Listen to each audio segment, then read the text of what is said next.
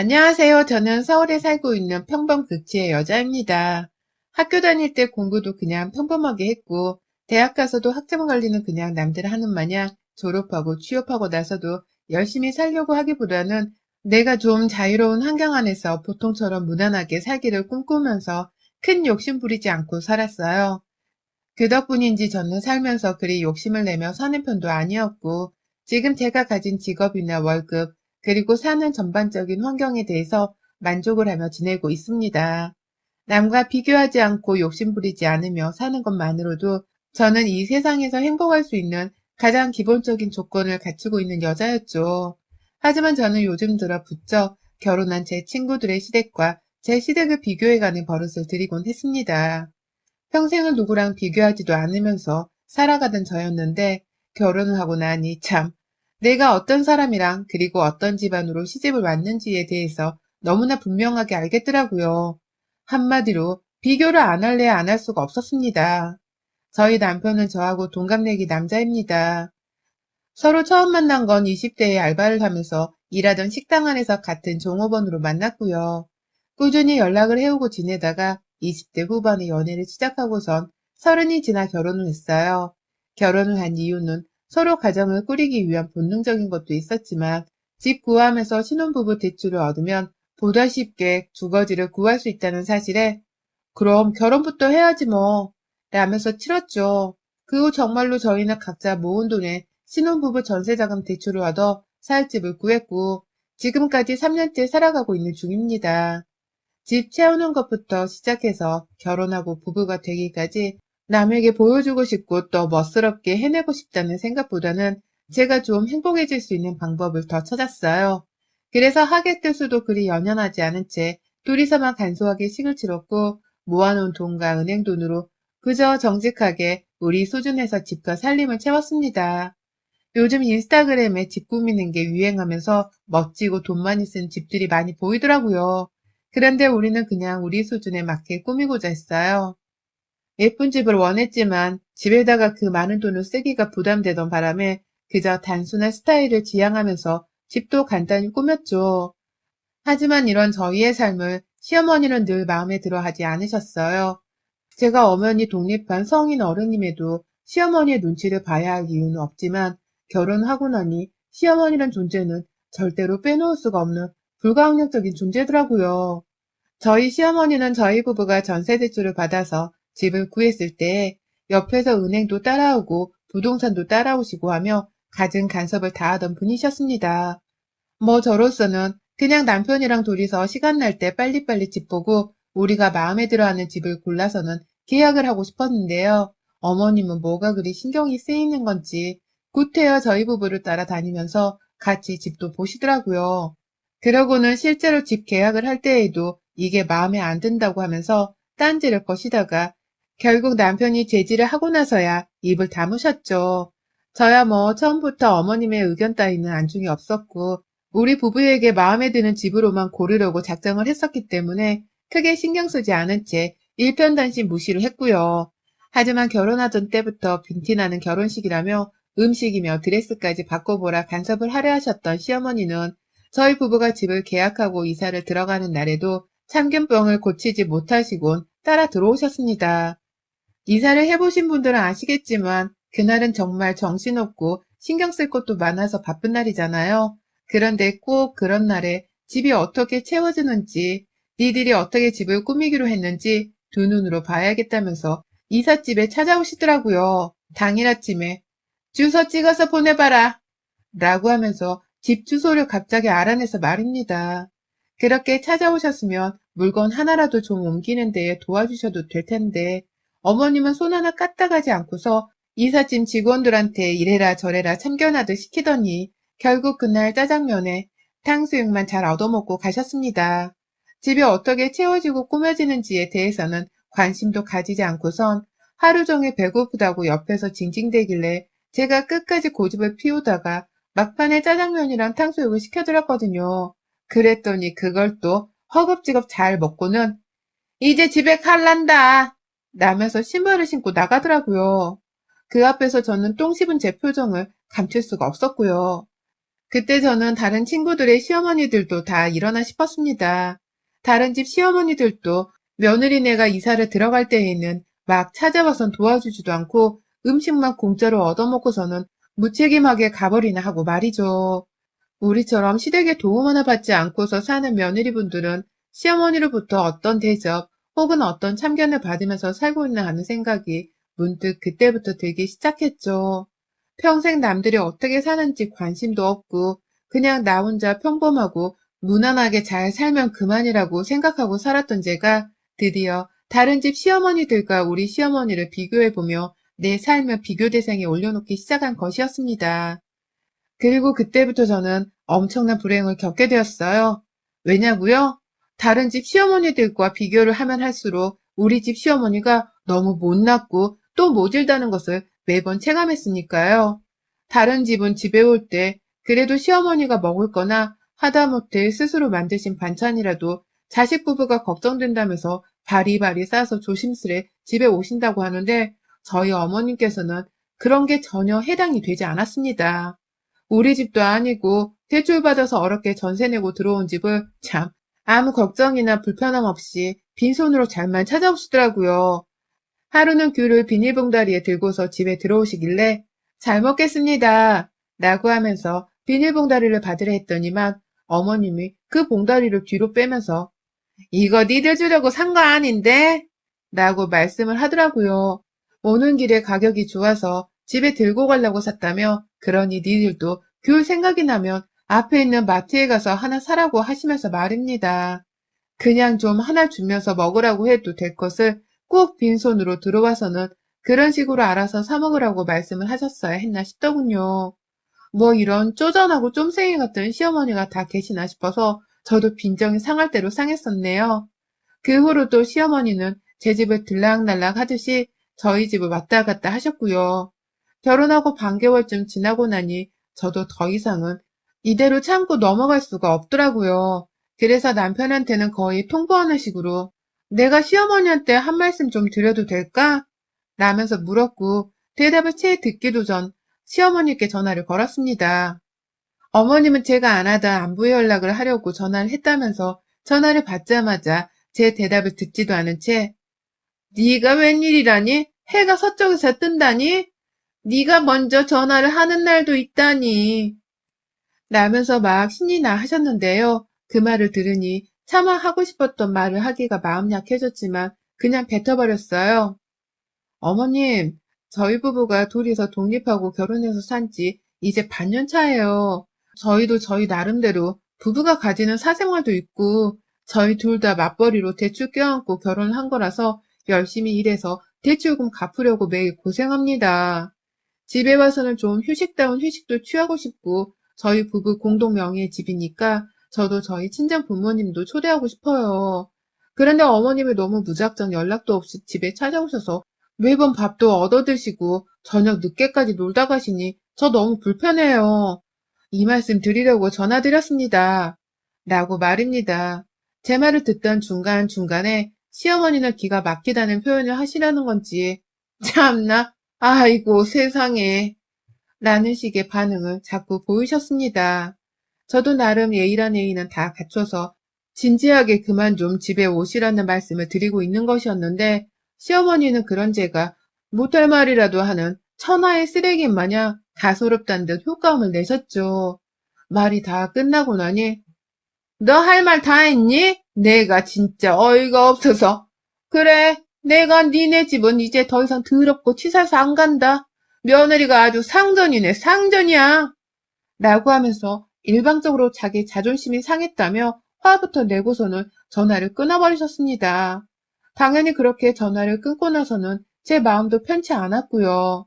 그래서 시어머니의 기분이 더 상하는 것을 원치 않아 다시 전화를 드렸어요.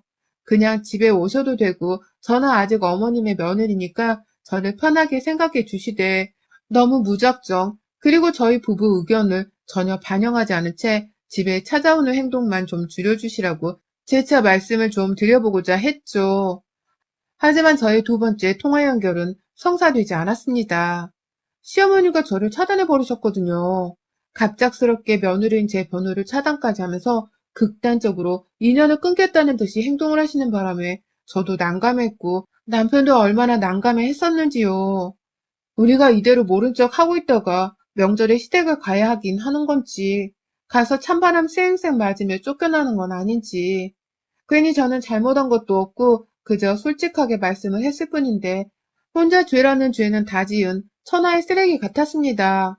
남편도 괜히 네가 섣부르게 말씀드린 거 아니야? 왜 괜히 오지 말란 말을 해가지고 라면서 저를 향해 원망의 눈초리를 쏘아댔고요. 자기 혼자 방 안에 들어가서는 막 시어머니께 전화를 하는데 어머님이 남편 전화는 받더라고요. 그러더니만 제 욕을 얼마나 신랄하게 하는 건지 남편은 내내 그래, 엄마 말이 맞지, 맞아, 이해해 라고만 대답을 하면서 시어머니의 기분을 맞추려고만 하고 있었어요. 정말 빼도 박도 못한 채 저 혼자 쓰레기가 되어버린 순간이었죠. 그러고 나서 한동안 시어머니 얘기는 거의 금기어처럼 되었고 저희 부부는 처음 한 주간을 시어머니 문제로 골치를 앓다가 그냥 잊고 평소대로 살고자 했습니다. 저는 저대로 며칠 야근을 하고 들어왔더니 집에서 거의 녹초가 되어 바로 잠이 들었고 남편은 남편대로 저 대신 집안일하고 또 가끔 밥을 혼자 차려 먹다가 제가 괜히 보고 싶었는지 먼저 옆에 와서는 같이 눕기도 하고 절 쓰다듬어 주더라고요. 확실히 둘이 신혼부부여서 그런지 싸움이 있더라도 풀어내는 속도가 좀 빨랐습니다. 그 덕분에 저도 더 이상 마음 불편하게 남편을 대하지는 못한 채 억울한 마음도 숨기고 그냥 신혼을 더 즐겼죠. 하지만 이내 명절이 다가왔고요. 그때의 명절을 절대로 잊지 못한답니다. 시댁에 갔더니만 시어머니는 저를 보고서 쌩 하며 지나치시고 시아버지는 시어머니로부터 제 욕을 매일같이 들으며 사셨던 건지 마찬가지로 인사도 안 하시더라고요. 그러더니만 제사를 차리긴 차려야겠다 싶으셨는지 저를 불러내는데 남편을 통해서 절 부르시더라고요. 야, 네 와이프 오라고 해라. 야, 네 와이프한테 이거 좀 튀기라 해. 라고 하면서 말이죠. 얼마나 유치하고 보잘것없어 보이던지요.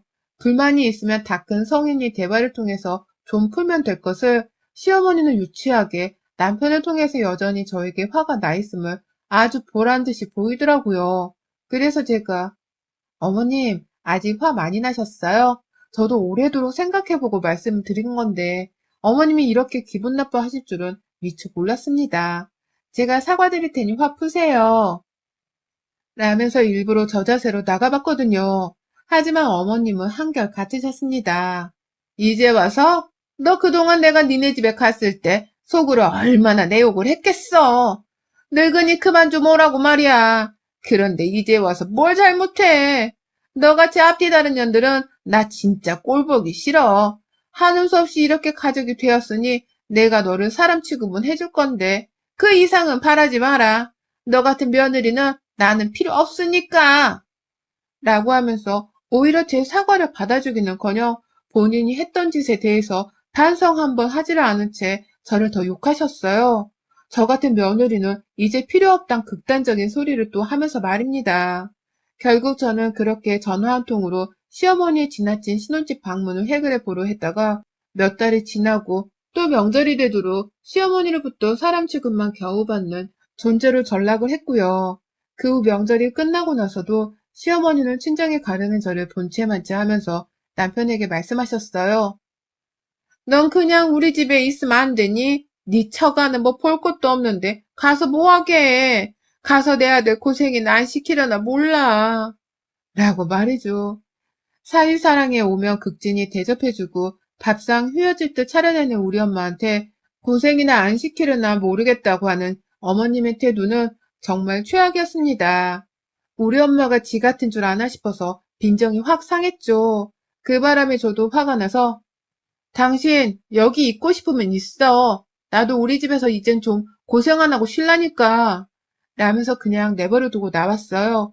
시어머니 말뿐새가 너무 재수가 없어서 제 딴에도 제 할 말을 하면서 시어머니 속을 한번 뒤집어 놓으려 했죠. 아니나 다를까 어머님은 무슨 말을 그렇게 하냐면서 막 역정을 내셨고 저는 그걸 모른 척 하면서 그냥 혼자 밖을 나왔어요. 다행히 남편은 저를 따라 나와서는 친정으로 함께 갔고요. 이렇게 아슬아슬한 줄타기를 하듯이 시어머니와는 계속해서 냉전을 펼치고 있었고요. 그러다가 코로나가 터지고 나서는 저나 남편이나 둘 다 출근을 해야 하는 사람들이었기 때문에 코로나를 아주 극도로 조심하면서 살았습니다. 당연히 가지 말란 명절은 가지 않았었고요. 평상시에도 거의 집에서 모든 끼니를 다 해결하면서 재택과 출근을 번갈아 하며 책임감을 가지고 살았어요. 주변에 코로나로 직장을 실직한 지인이 몇 분 계셔서 거기서부터 오는 압박감이 좀 컸는지라 더더욱 회사 생활에 진심을 담아서 열심히 일하려 했죠. 그러다 보니 저는 시댁뿐만 아니라 저희 친정도 제대로 가본 적이 없었습니다. 내가 코로나에 걸리면 안 된다는 생각보다 오히려 내가 코로나를 친정 부모님께 옮기면 어쩌나 하는 걱정 때문에 아무쪼록 모든 만남을 자제하려고 했죠. 그걸 각자 자기 부모님께 전화를 드리면서 충분히 이해를 시키려 했고, 저희 부모님은 당연한 말을 왜 이렇게 쩔쩔매매하니? 당연히 코로나 때문에 시국이 이러니 서로 안부만 묻고 만나지 말아야지. 우리는 괜찮으니까 너네 건강이나 살뜰히 잘 챙겨라. 라고 제 말을 충분히 이해해 주셨어요. 하지만 같은 시각 저희 시부모님은 다르셨습니다. 작년 추석과 올 설날 때도 그러더니만 이번 추석에도 또 역정을 내더라고요. 아니, 니들은 명절에 안 오면 우리가 도대체 언제 본다냐? 추석에 시댁에 안 오는 며느리가 세상에 어딨냐고. 코로나고 뭐고, 그럼 제사는 도대체 누가 지내니? 지난번에 그렇게 토라져서 나가더니만, 걔는 아직도 삐져서 나 보기 싫다고 하냐? 지네 집에 오지도 말라고 하더니만, 이제는 우리 집도 안 오겠다고 하디? 넌 도대체 남자애가 네 마누라한테 무슨 취급을 당하고 살길래 집을 안 온단 말을 하냐? 라고 하면서 말이죠. 어찌나 우리 친정 부모님이랑 비교가 되던지 정말 그 소리를 옆에서 듣고 있다가 저도 모르게 남편을 보며 얼굴을 찡그렸어요. 더는 못 들어주겠다는 듯이 말이죠. 그러니 남편도 자기 엄마가 저희 친정엄마와 전혀 다르게 반응하는 것을 보고는 창피스러웠는지 아 코로나 때문이라니까 라면서 몇 번 승질을 부리다가 전화를 끊더라고요. 시댁에서 얼마나 또 저를 씹으면서 이게 다 며느리 탓이라고 욕을 하고 계실지 안 봐도 뻔했습니다. 괜히 그 생각에 화가 나서는 제 친구들한테 전화도 해보고 여기저기 결혼한 유부녀 지인들한테 고민 상담을 털어놓기도 해봤습니다. 제 주변 지인들의 시댁에서는 당연히 코로나 때문에 못 봐도 괜찮다면서 건강을 잘 챙기고 있으라고 덕담까지 해줬다더군요. 필요한 거 있으면 말하라고 하다가 한 명은 시부모님으로부터 음식 담긴 택배를 받았다고도 하고 한 명은 시어머니가 서울에서 밥 잘 챙겨 먹으라고 용돈도 보내줬다고 하고요. 참 다들 좋은 시댁을 만나서는 잘 살고 있구나 싶었습니다. 그래서 순간 나는 왜 이런 시댁을 만나서는 이 모양으로 이런 마음고생을 하고 있나 싶은 쓸쓸한 생각도 들었어요. 그렇게 이번 추석 전에도 시어머니랑 남편이 가네 못 가네 하는 문제를 두고서 한참 실랑이를 하다가 결국 이번에도 저희 부부가 백신을 1차밖에 맞지를 않아서 시댁을 가지 않기로 했고요. 그렇게 이번 명절도 그냥 집에서 조용히 보내는 줄로만 알고 있었습니다. 그런데 앞불싸 세상에 별 미친 저희 시어머니가 저희 집을 찾아오셨대요. 또 빈손으로.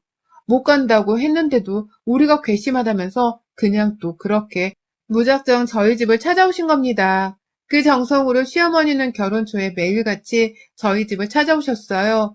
이번에는 아주 보란듯이 제가 싫어하는 그 짓을 또 하시면서 말도 없이 집에 찾아오셨더라고요.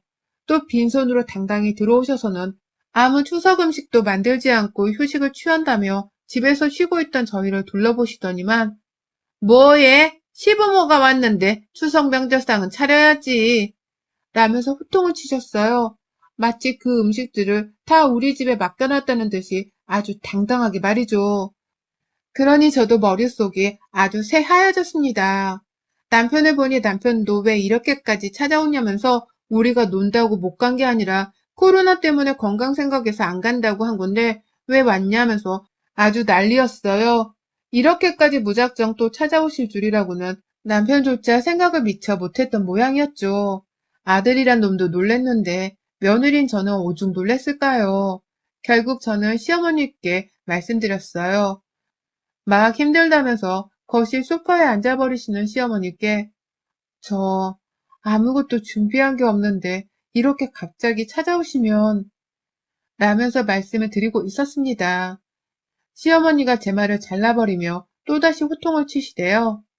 아니, 이미 왔잖아. 내가 지금 여기 와 있잖아. 그럼 그냥 다른 건 신경 끄고 시부모 줄 밥이나 차리라고. 넌 예전부터 애가 왜 그렇게 말이 많니? 라고 하면서 말입니다. 좋게 좋게 서로 배려하며 살고자 말을 꺼내도 며느리 말은 귓등으로도 안 듣는 시어머니라니 정말 저도 지긋지긋하더라고요. 결국 저 시모의 뻔뻔함에 아주 두 손 두 발을 다 들었습니다. 그래요, 그럼 다른 건 어머님 말씀대로 신경 끌게요. 알아서 추석 잘 보내다 가세요. 오시기 전에 미리 연락을 좀 하고 오시던가 아님 미안하다고 염치 생각하며 뭐라도 좀 가져오시던가 사람이 염치도 없고 배려도 없고 말도 안 통하고 저도 지긋지긋해서 더는 어머님 상대 못 해주겠네요. 이왕 오셨으니 아들 집에서 원하시는 호강 잘 하다 가세요. 전 우리 친정 갈라니까 있는 동안에 며느리 없어서 심심하면 집이라도 좀 치우고 계시던가요. 라고 말씀을 드리고 난 후 바로 집을 나와버렸습니다. 내 집 놔두고서 친정에 가는 게 그리 마음이 편하진 않았으나 시어머니가 멘붕에 빠져선 저를 멀뚱히 쳐다보는 그 얼굴이 떠올라서 막 통쾌하더라고요. 며느리 덕을 어떻게든 보겠다고 구태여 우리 집에 찾아온 것일 텐데 며느리란 애가 자신을 모실 생각을 하지 않고 쉬겠다며 자기 친정으로 도망을 쳐버렸으니 우리 시어머니가 얼마나 얼척이었고 또 화가 났겠냐고요.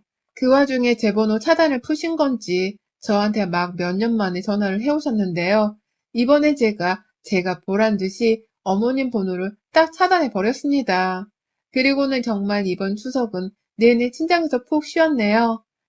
그러고 집에 가니 시부모님은 있어봤자 할 것도 없겠다 싶었는지 이미 시댁으로 돌아가신 후였고 남편은 엄마 갔어. 진작에 갔어. 내가 그냥 가라고 내보냈는데 당신이 전화를 하도 안 받아서 그냥 당신 좀 더 쉬라고 내가 내버려 뒀다. 라며 말하더라고요. 아이고, 저는 그제서야 제가 친정에서 쉬는 동안의 상황을 알 수 있었습니다. 시어머니는 저한테 다시 오라며 막 전화를 해대다가 결국 자기 아들한테 쫓겨나고는 그날 바로 다시 시댁으로 갔나 보더라고요. 남편은 그냥 저를 더 쉬게 하라고 따로 친정에 연락도 안 했고요. 얼마나 시어머니가 분통해 죽으려고 하셨을지 제가 다 상상해 가서 속이 더 통쾌했네요. 좋은 방법인 것 같아서 다음번에도 우리 집에 또 쳐들어오려고 하시거나 진짜 들어오면 저는 그냥 친정 가서 쉬겠다면서 집을 나가버려야겠습니다. 아쉬운 건 제가 아니라 며느리 덕을 보겠다고 찾아온 시어머니시니까요. 여러분의 생각은 댓글로 남겨주세요. 오늘도 시청해 주셔서 감사합니다.